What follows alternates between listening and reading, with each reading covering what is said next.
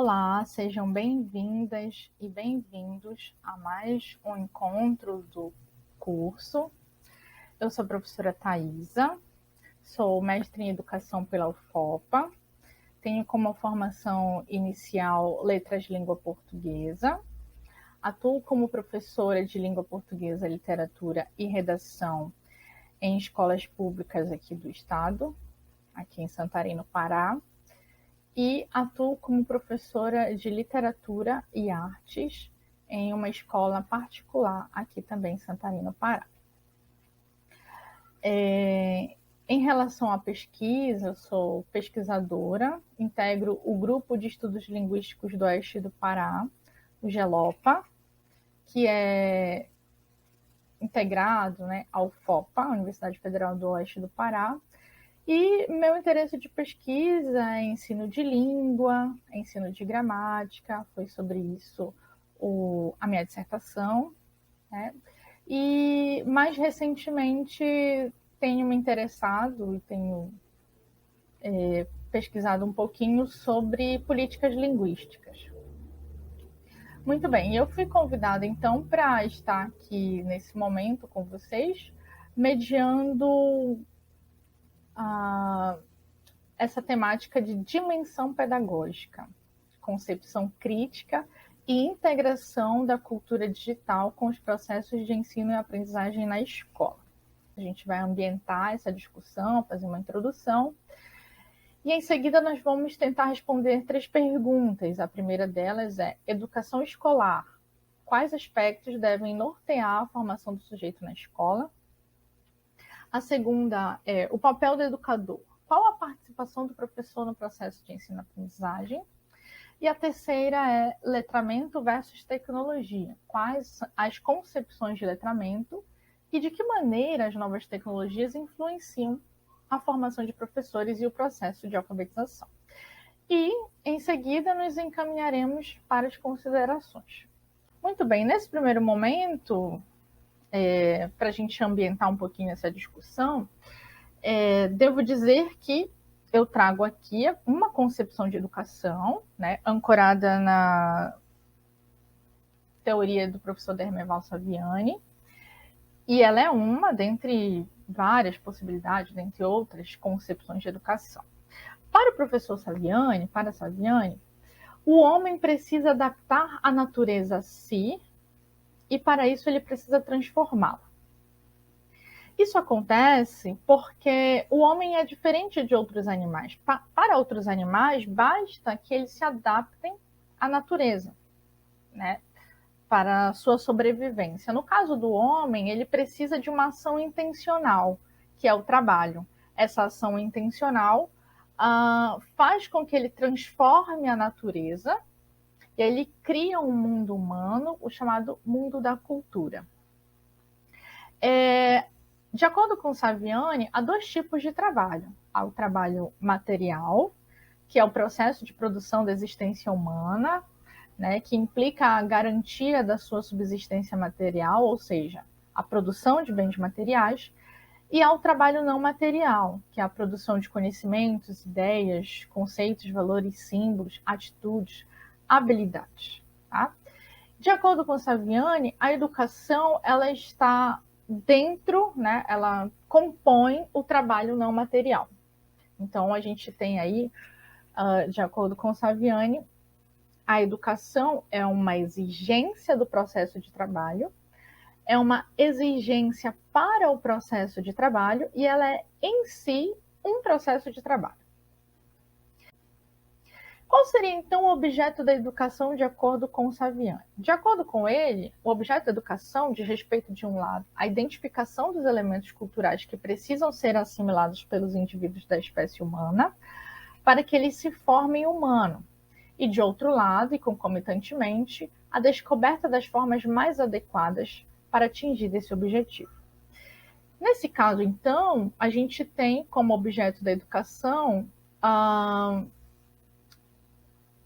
precisamos identificar que elementos culturais precisam ser assimilados pelos indivíduos da espécie humana para que eles se formem humano e também descobrir de que formas podem se dar essa assimilação, né? Então, esse seria o objeto da educação. Mas, tá, esse é o objeto da educação. E qual seria o objetivo da educação? De acordo com o Saviani, o principal objetivo da educação deve ser a emancipação, a qual acontece à medida que o ser humano se apropria dos bens culturais através da mediação e do contato com as gerações anteriores, tendo em vista que somos sujeitos históricos. Pois bem, então vamos tentar sintetizar essa ideia. O homem é diferente de outros animais. Os outros animais precisam apenas adaptar-se à natureza. O homem, diferente deles, precisa adaptar a natureza a si para que sobreviva, né?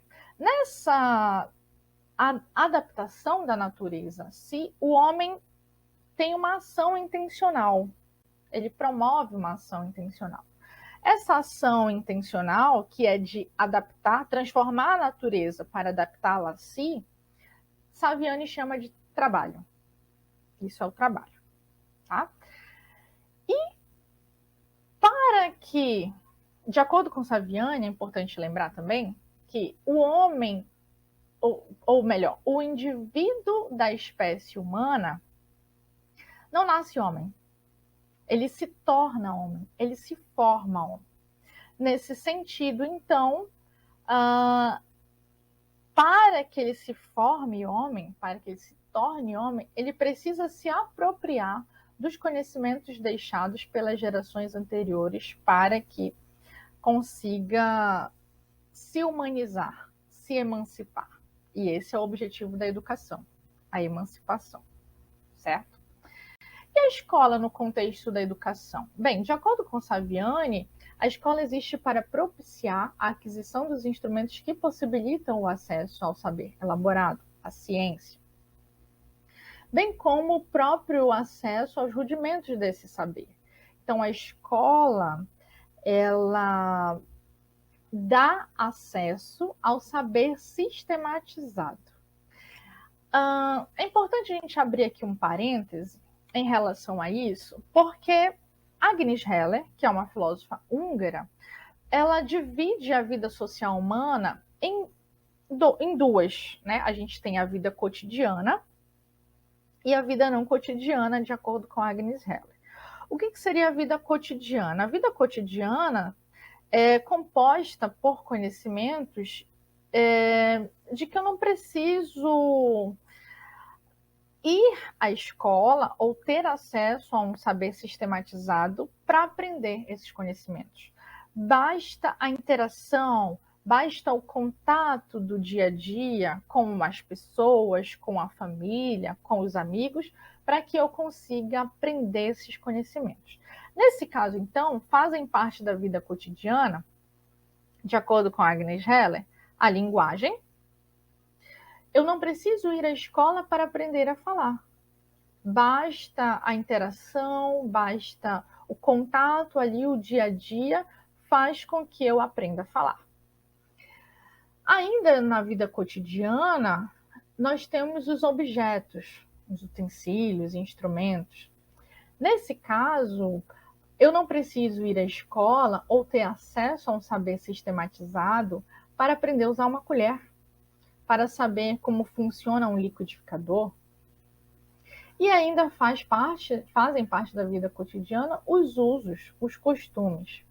Eu não preciso ir à escola ou ter acesso a um saber sistematizado para que eu aprenda que na minha cultura eu não posso sair sem vestimenta na rua, né? Então, essas questões de linguagem, objetos e usos fazem parte da vida cotidiana, porquanto eu não preciso de uma mediação mais sistematizada, de um acesso a um conhecimento mais sistematizado para que eu aprenda.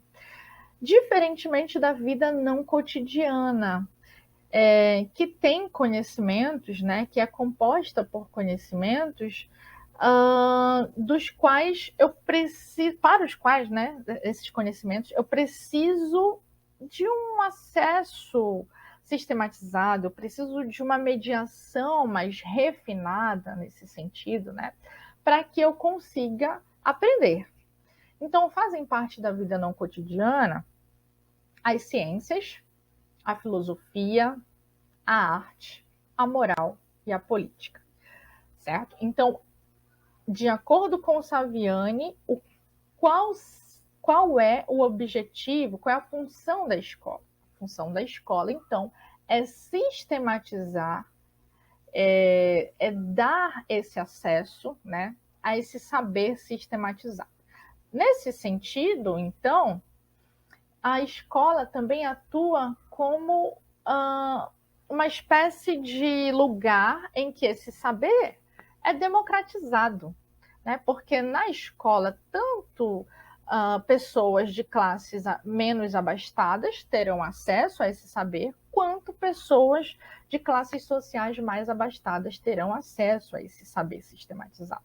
Então, em certa medida, a escola é um espaço democrático, né, desse saber sistematizado. Pois bem, então o ser humano alcança a humanização ou se humaniza à medida que se apropria dos bens culturais deixados pelas gerações anteriores.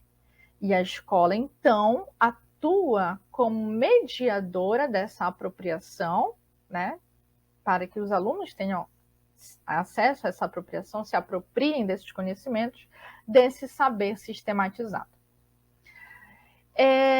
O saber sistematizado, a cultura erudita, é uma cultura letrada.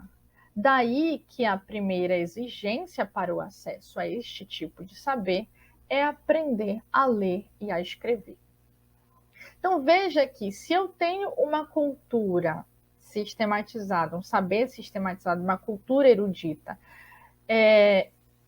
essa cultura é uma cultura letrada. Por isso a importância de se aprender a ler e a escrever, porque senão a gente não consegue ter acesso a esse saber elaborado, esse saber sistematizado na escola, certo? Seria, então, a participação do professor no processo de ensino e aprendizagem. Bem, vocês têm aí uma citação de Saviani. Eu não vou ler, mas vocês podem ficar à vontade para pausar e ler a citação. Eu só gostaria de chamar a atenção em relação à questão se o papel da escola é mediar essa apropriação do conhecimento por parte do aluno, né? O professor, que é o profissional que atua ali diretamente nessa questão na escola de ensino, é também mediador dessa apropriação. Então, qual é a participação do professor nesse processo de ensino-aprendizagem? O professor deve ser, é também o mediador dessa apropriação de conhecimento. Veja que se esse conhecimento é um saber, né?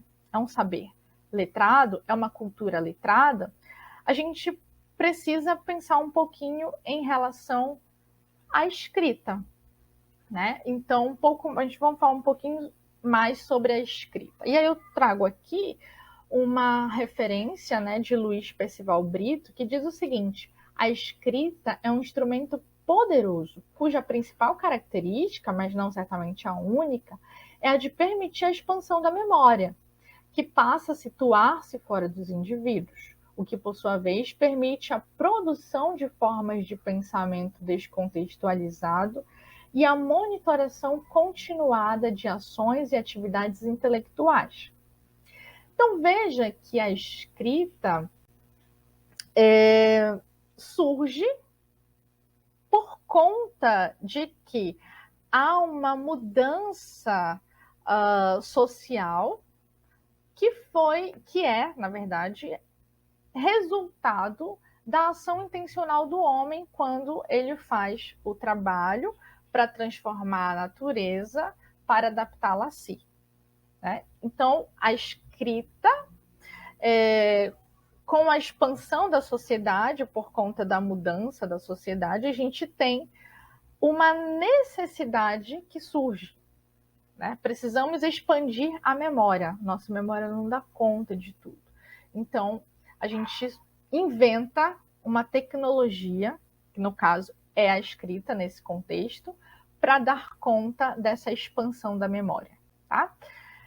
Em relação a isso, contrariamente ao que costuma repercutir o senso comum, a escrita não tem, nem teve em sua origem como função primordial a comunicação.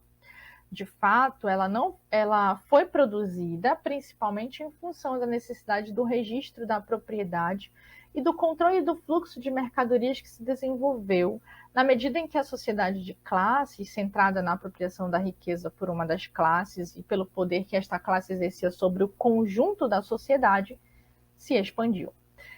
Então, a gente tem uma relação, e aí perceber essa relação é muito bacana, é muito interessante. Nós temos a expansão da sociedade.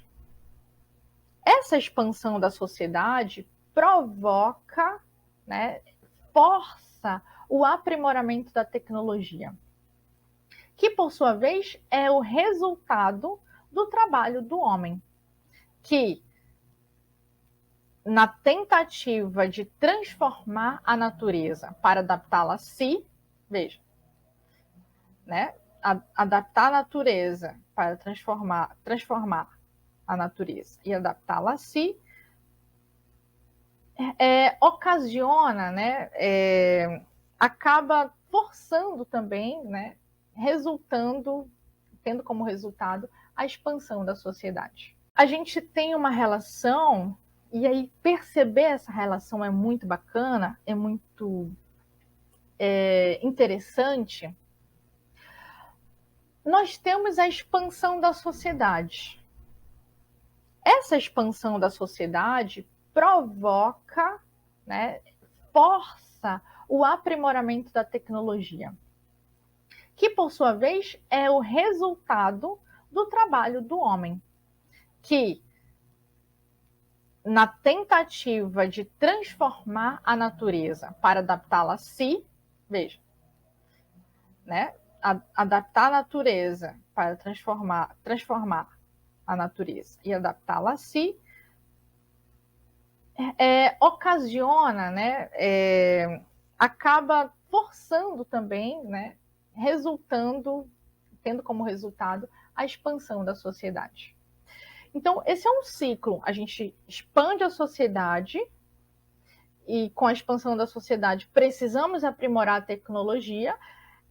Esse aprimoramento da tecnologia é resultado do trabalho do homem, que é uma ação intencional feita exatamente no sentido de transformar a natureza para adaptá-la a si, e com isso acaba resultando, né, na expansão ainda mais da sociedade. Então, veja, com todo esse ciclo de educação e tecnologia muito interessante, né, que a gente tem aí, surgem novas práticas de leitura e escrita, né? Porque a sociedade muda, a sociedade se transforma, e com essa transformação nós precisamos de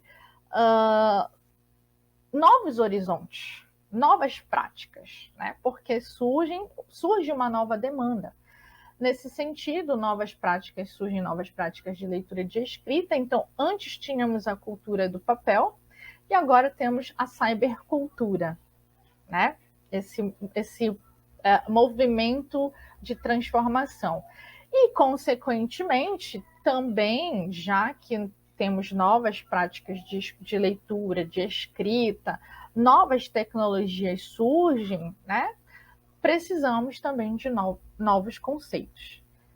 Nesse caso aí, a gente tem, e vai fazer uso aqui nesse momento, do conceito de letramento.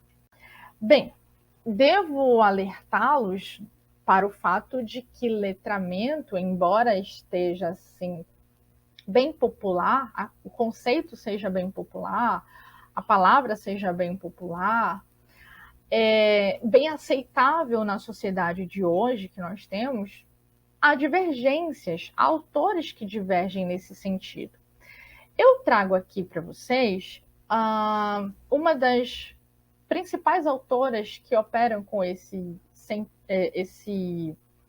conceito de letramento aqui no Brasil, que é a professora Magda Soares. Bem, ela vai dizer o seguinte, olha, a imprecisão na literatura educacional brasileira ainda marca a definição de letramento. Imprecisão compreensível se considera que o termo foi recentemente introduzido nas áreas das letras e da educação. Entretanto, não há propriamente uma diversidade de conceitos, mas diversidade de ênfases na caracterização do fenômeno. Então, de acordo com a Magda Soares, a gente vai ter sim essa imprecisão, porque o conceito é novo, né? Mas a gente tem uma diversidade não de conceitos, mas diversidade de caracterização desse fenômeno.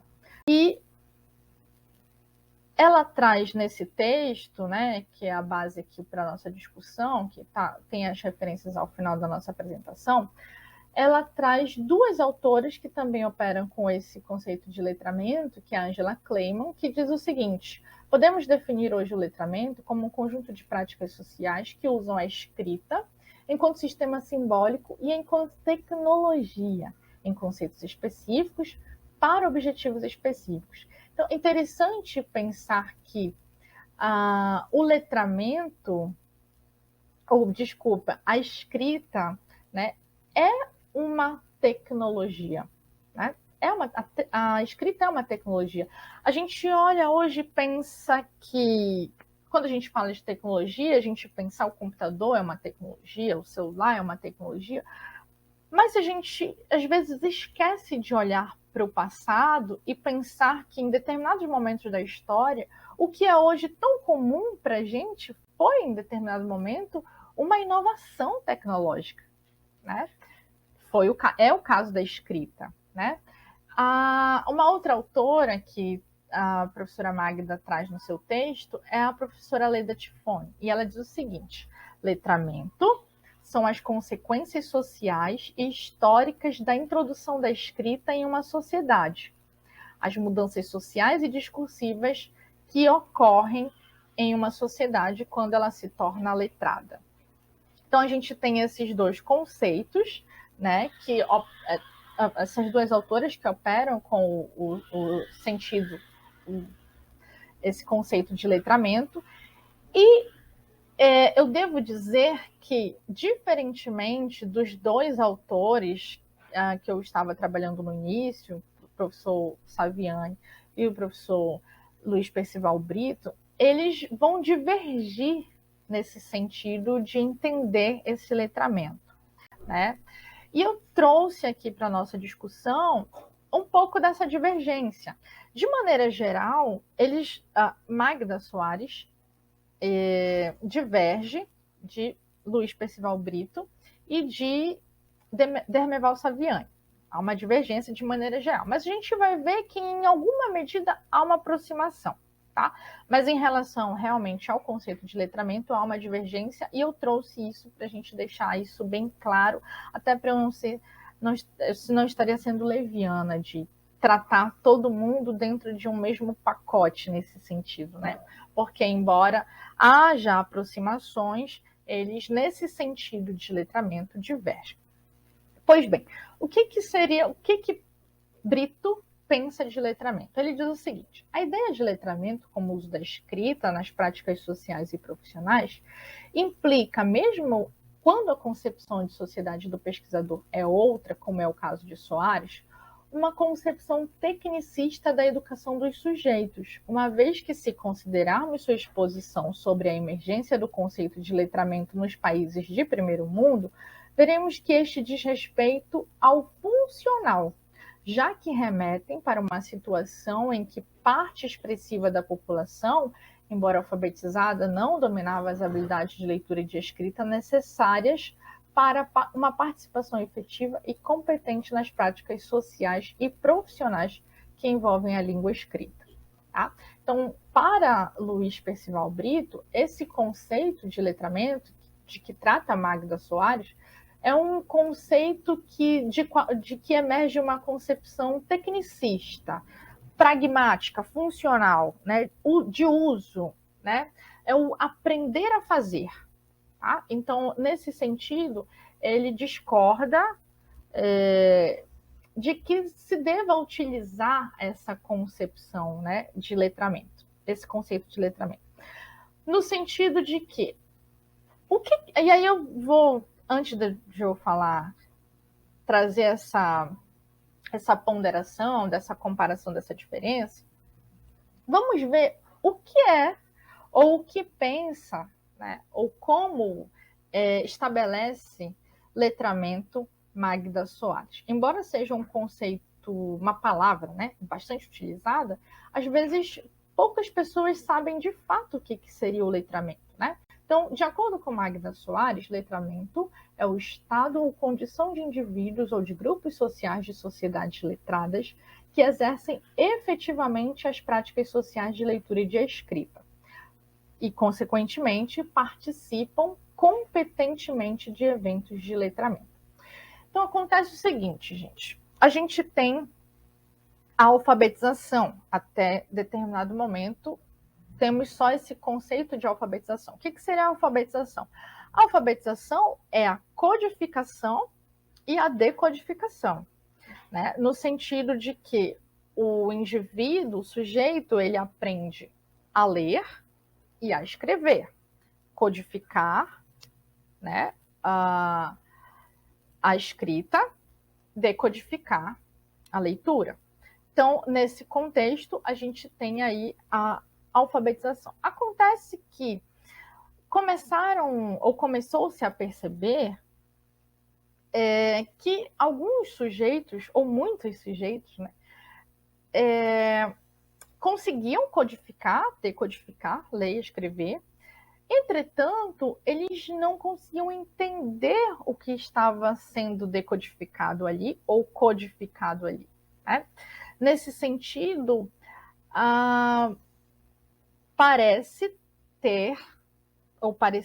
que houvesse uma necessidade de criar um novo conceito, né? O conceito de letramento, porque nesse caso, ler e escrever não é só codificar e decodificar. Eu preciso de mais, eu preciso de algo a mais, eu preciso também entender o que está sendo codificado e decodificado. Isso não estava acontecendo com alguns sujeitos, né? Então, por conta disso, eu preciso... E aí, essa concepção de quem entende Magda Soares, eu preciso alfaletrar. Além de alfabetizar, além de ensinar a ler e a escrever, eu preciso letrar. Eu preciso fazer com que esse sujeito aprenda também a participar efetivamente dessas práticas sociais de leitura e de escrita. Ele precisa entender o que está sendo codificado e decodificado ali, né? E aí Magda Soares opera com esse conceito de alfalitrar. Pois bem, de que discordam tanto Saviani quanto Luiz Percival Brito, né? No caso, Brito, mais especificamente, vai dizer assim que não vê a necessidade necessariamente, né, da criação de um novo conceito, né? Por que não? Sim, a gente ele mostra que ele concorda sim com que não é necessário ou não é suficiente só saber codificar e decodificar. Eu preciso de um a mais. Isso ele concorda com isso. Ok. Mas por que eu preciso criar um novo conceito? Por que não pegar essa ideia criada por esse novo conceito e incluir no conceito de alfabetização? Né? Mas são questões, né? São questões que a gente vai discutindo, aprimorando, aprendendo, certo? E Magda Soares, então, vai mostrar que com as mudanças da sociedade, com o aparecimento de novas tecnologias, aparecimento de novos conceitos, nós vamos ter aí, então, as chamadas tecnologias tipográficas e as tecnologias digitais de leitura e de escrita, que surgem com essa nova demanda da cybercultura, né? Que agora não mais é a cultura do papel. Nesse caso, ela estabelece duas diferenças principais entre essas tecnologias tipográficas, que seria a tecnologia a cultura do papel, né? E as tecnologias digitais de leitura e escrita. Segundo ela, as diferenças principais são os espaços de escrita e os mecanismos de produção, reprodução e difusão da escrita. Então, sobre os espaços de escrita, ela vai dizer o seguinte: nos primórdios da história da escrita, o espaço de escrita foi a superfície de uma tabuinha de argila ou madeira, ou a superfície polida de uma pedra. Mais tarde foi a superfície interna contínua de um rolo de papiro ou de pergaminho que o escriba dividia em colunas. Finalmente, com a descoberta do códice, foi e é a superfície bem delimitada da página, inicialmente de papiro, de pergaminho, finalmente a superfície branca da página de papel.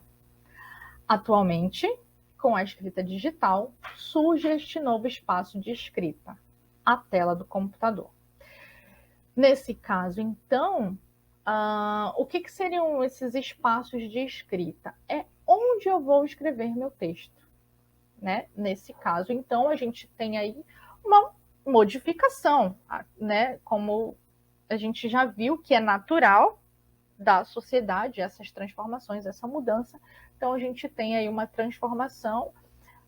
Em um primeiro momento, temos tabuinha de argila ou madeira, depois a superfície polida de uma pedra, depois o rolo de papiro, né, o pergaminho, depois o códice, que inicialmente começa aí com a delimitação da página, de papiro ou de pergaminho, e a folha de papel, e hoje a tela do computador, né?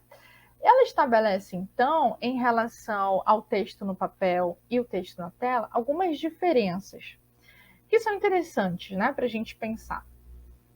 O texto no papel, ele segue uma unidade estrutural, tem início e fim delimitado. É uma leitura linear, né? Aí você pode dizer, Thaisa, mas quando eu leio um livro, né, um livro impresso, eu inicio do final. Eu inicio do final do livro. Pode ser. Existem muitas pessoas que fazem isso, que têm esse costume de iniciar o livro do final. Mas a intenção do autor, quando ele criou o livro, quando ele produziu, quando ele escreveu, não foi que você começasse do final. Porque senão, o que estaria no final estaria no início. O que está no final estaria no início, né? Então, a intenção do autor foi que você começasse do começo, né? Da primeira página e fosse página a página até chegar ao final. Então, vejam que é uma leitura linear. É o que se espera, é o que o autor vai esperar. É o que ele espera do leitor, né? Mas o texto na tela, ele ganha uma nova proporção por conta das possibilidades ou da possibilidade de inserções de hipertextos nesse texto na tela, né? Então, nós temos a possibilidade de ter mais de um hipertexto. O que são hipertextos? São os links, né? Os linkzinhos que a gente coloca e que vão dar uma configuração diferente do texto no papel. Agora, a gente não tem mais uma leitura linear, mas uma leitura multilinear. A gente não tem mais uma sequência única, a gente tem uma multissequência. Por quê? Porque o leitor, quando está lendo o texto na tela, ele vai escolher o que ele quer ler, onde ele quer ler, onde ele quer parar de ler, né? E aí, Magda Soares diz o seguinte: o texto na tela tem a dimensão que o leitor lhe der. Seu começo é ali, onde o leitor escolhe, com um clique, a primeira tela. Termina quando o leitor fecha com um clique, uma tela, ao dar-se por satisfeito ou considerar-se suficientemente informado. Em relação a outra diferença, né, das tecnologias tipográficas e das tecnologias digitais, nós temos os mecanismos de produção, reprodução e difusão da escrita. Magda Soares vai dizer o seguinte: antes da invenção da imprensa, a produção e reprodução manuscritas dos textos condicionavam sua difusão, seu uso e, consequentemente, as práticas de escrita e de leitura. Por um lado, os livros manuscritos da Idade Média eram objetos de luxo, a que poucos tinham acesso. Embora a invenção da imprensa não tenha representado uma transformação tão radical como se costuma supor, modificou o letramento, isto é, o estado ou condição de quem participa de eventos em que tem papel fundamental a escrita. Então, veja que a gente novamente tem refletido aí essas transformações porque passam à sociedade. E eu vou fazer aqui uma observação que é a seguinte: essas transformações, porque passam à sociedade, só reiterando, elas são produto do trabalho, que é uma ação intencional do homem, que precisa transformar a natureza para adaptá-la a si, para sua sobrevivência. Né? E, então, essas transformações são naturais. Essas mudanças, essas modificações são naturais. E como o homem precisa transformar a natureza, ele acaba desenvolvendo tecnologias ou até mesmo aprimorando essas tecnologias para que ele consiga estar adaptado da melhor forma, né, nesse mundo. Tudo bem?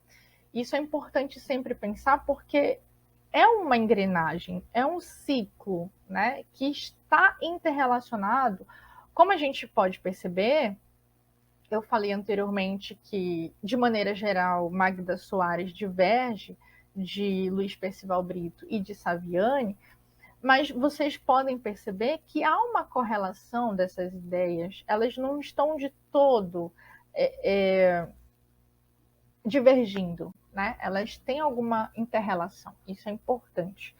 Em relação a essa questão da produção, da reprodução e da difusão da escrita, em um primeiro momento, vejam que a gente tem ainda coisas muito rústicas, né? A produção, a reprodução desses textos manuscritos, eles vão se dar assim de maneira muito rústica, né? Vai ser tudo muito primário. Mesmo com a invenção da imprensa, né, a gente ainda vai ter essa dificuldade de produzir, reproduzir e difundir esses textos, né? E Magda Soares mostra que, embora a invenção da imprensa não tenha, digamos, representado uma transformação, né, da sociedade, ela observa que sim, que há uma modificação, sobretudo em relação ao conceito com que ela opera, que é o letramento, porque o estado ou a condição de quem participa desses eventos, a escrita vai ter um papel fundamental nessa condição. Tá? Nesse contexto, então, a Magda Soares mostra as características do texto eletrônico, né? E aí eu faço um adendo, e esse adendo é um adendo meu, não de Magda Soares, em relação à questão do texto eletrônico, já que a gente está pensando em cybercultura, em cultura digital, como é que a gente pode pensar essa relação da formação de leitores e até do processo de alfabetização em relação ao texto eletrônico? Em que medida o texto eletrônico influencia a formação de leitores? Em que medida o texto eletrônico implica ou traz implicações à alfabetização, ao processo de alfabetização, né? Então, muito bem. Então, Magda Soares vai dizer que o texto eletrônico diminui a distância entre o autor e o leitor, porque o leitor vai ter agora a liberdade de construir ativa, independentemente da estrutura do texto. Por conta de que, já que a gente tem os hipertextos, a gente tem os links, eu vou construir a estrutura do texto. Eu, leitora, vou construir a estrutura do texto a maneira que eu achar mais adequada, né? Então, eu acabo me tornando, em certa medida, claro, autor do texto também, porque eu vou estruturar o texto a maneira como eu gostaria de ler. Tá? O texto eletrônico é produto não só de um autor, mas não só do autor, perdão, mas do editor, do diagramador, do programador visual, do ilustrador. Então, nesse contexto, vejam que, em certa medida, o terceiro pontinho aí, ele se relaciona com os dois anteriores. O texto eletrônico é produto de uma multiautoria, né? Até considerando o hipertexto, até considerando o leitor. Segundo Magda Soares, essas são questões polêmicas que estão sendo discutidas, mas ainda sem resolução. Tá?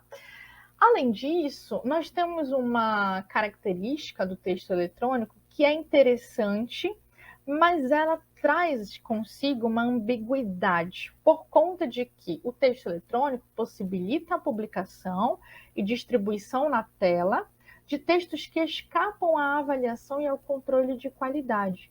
Então, ao mesmo tempo em que eu consigo publicar textos de maneira facilitada, né, e não só publicar, mas ter acesso a textos de maneira facilitada, né, textos na internet, na web, bons textos, posso ter acesso a bons textos, publicar bons textos, eu também vou ter acesso e também pode acontecer, né, de publicar ou ter acesso a publicações que a qualidade do texto já é inferior, já não é tão boa, já é um pouco ruim, né?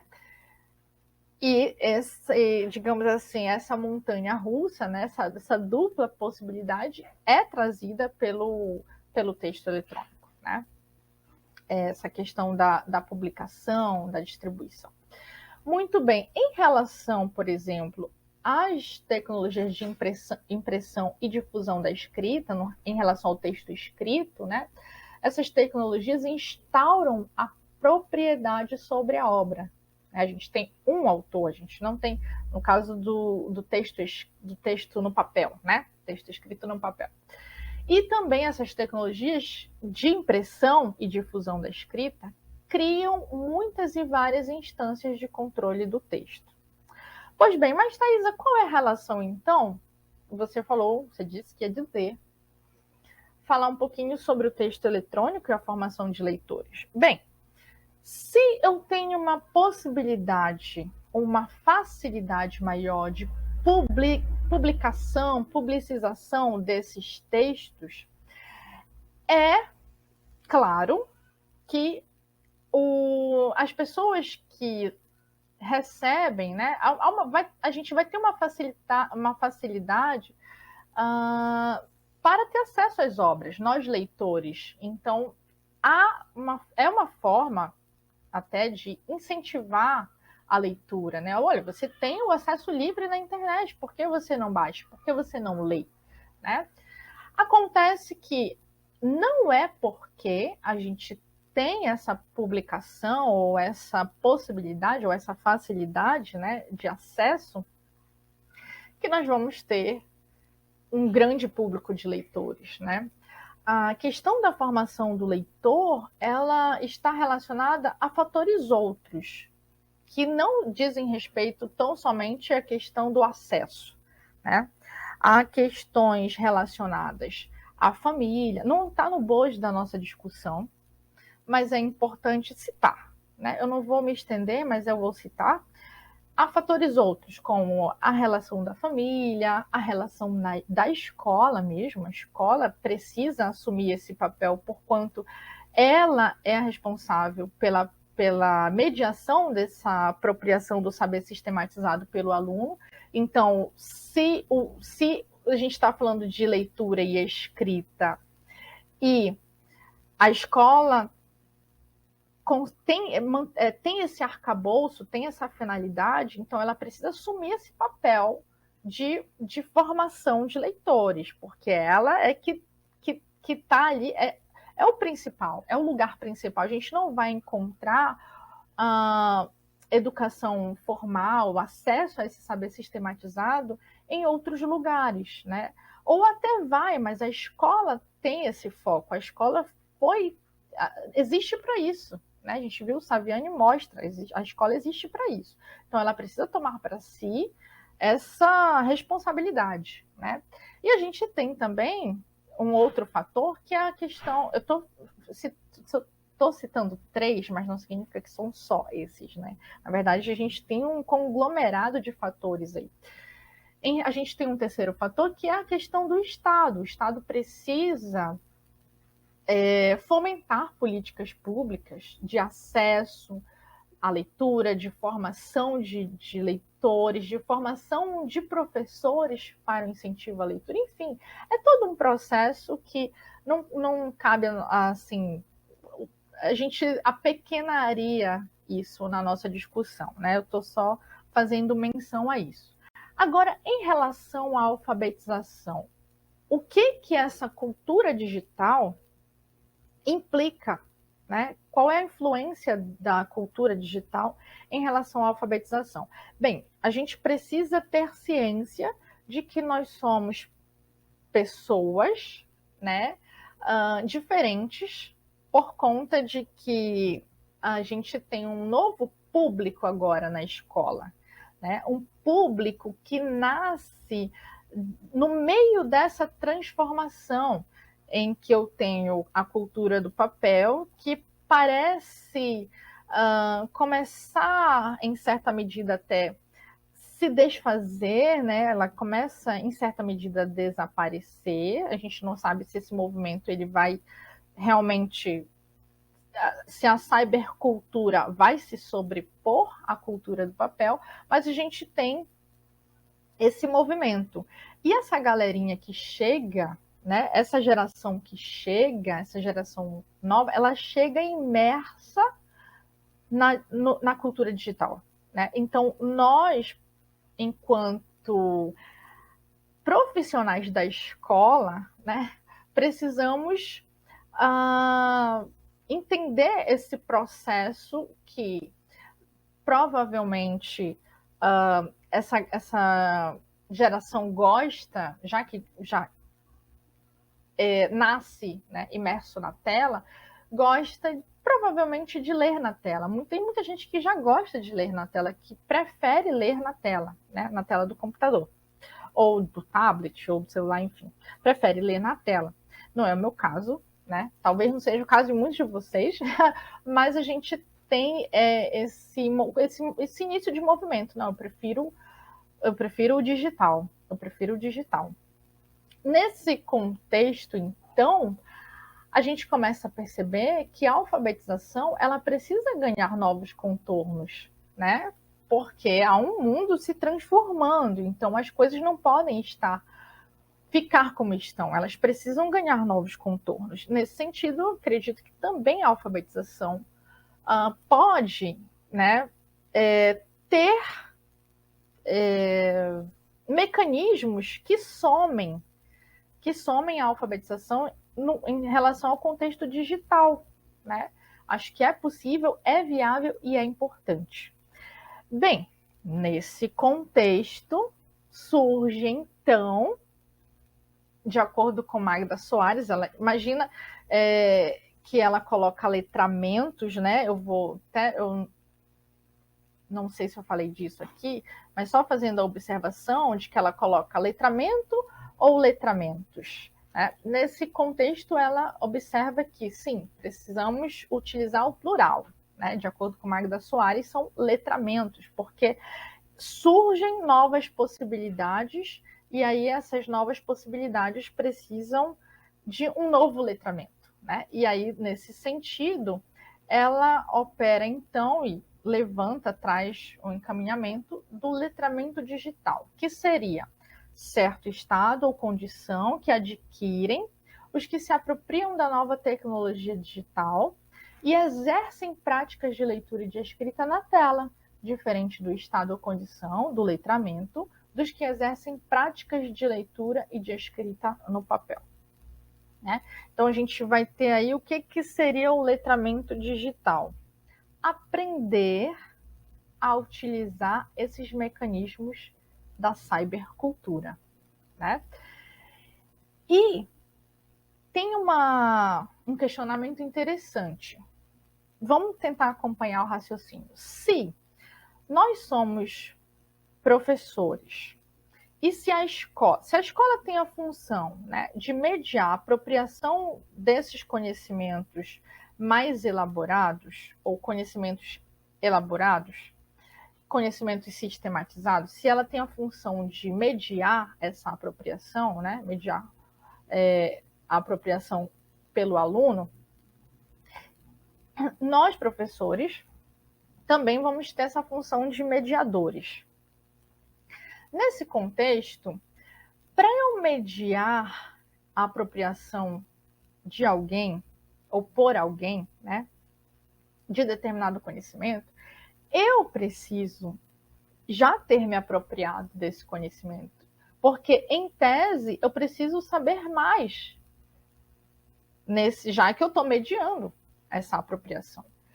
Nesse sentido, nós, professores, precisamos nos apropriar desse conhecimento da cybercultura para que, assim, a gente consiga fazer essa mediação, né? Fazer a mediação desses conhecimentos pelos nossos alunos, a mediação da apropriação desses conhecimentos pelos nossos alunos, né?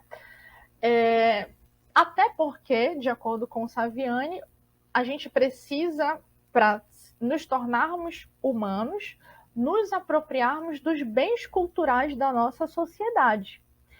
E, vejam, o nome já diz, cybercultura. Então, a gente também tem uma cultura, só que agora é uma cultura que traz vou utilizar uma gíria utilizada de maneira geral assim, pelos nossos alunos, né? Eu preciso me utilizar dessa... É uma cultura que se utiliza dessa uma pegada diferente, né? Da cultura do papel. Então, nesse sentido, a gente precisa se apropriar para que a gente consiga mediar a apropriação do outro, tá? E aí a gente se encaminha para as considerações. E aqui nós temos o seguinte: as mudanças produzidas pelo homem para adaptar a natureza a si, né, mediante o trabalho, que é uma ação intencional, influenciam consideravelmente na mudança da sociedade, em seus hábitos, comportamentos. Nessa engrenagem, o homem que transforma a natureza, mediante a transformação dela, precisa transformar-se a si para acompanhar todo o processo de mudança provocado por ele mesmo, né? Ele precisa ainda acompanhar essa mudança para que consiga ser o mediador desses conhecimentos na relação com as gerações anteriores e em relação às gerações mais jovens, né, que estão vindo aí já imersas nesse contexto digital, nessa cultura digital, nessa cybercultura. Nesse sentido, sobretudo a escola tem a função Nesse sentido, sobretudo a escola tem a função fulcral de mediar esses conhecimentos. Nesse caso, o saber sistematizado, o que implica responsabilidade ao professor de, já apropriado desses conhecimentos, mediar a apropriação de seus alunos. Porque se eu não tiver essa apropriação, se eu já não tiver me apropriado desses conhecimentos, como eu vou mediar a apropriação do outro? Questionamentos, questões, perguntas. O mundo é movido pelas perguntas. As transformações acontecem por causa de perguntas. E é com uma pergunta que eu finalizo, né, dou encaminhamentos finais aqui ao nosso encontro. Aqui vocês têm as referências utilizadas nesse material que foi produzido, aqui as demais referências, e vocês também ficam aí com o meu contato. Qualquer coisa, entre em contato, estou à disposição. Agradeço a participação de vocês, a atenção, a disponibilidade, e até a próxima.